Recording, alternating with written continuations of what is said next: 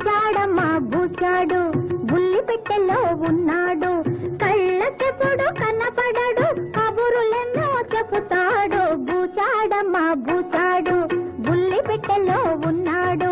కళ్ళకెప్పుడు కనపడడు కబురులెన్నో చెబుతాడు బూచాడమ్మా బూచాడు బుల్లి పెట్టెలో ఉన్నాడు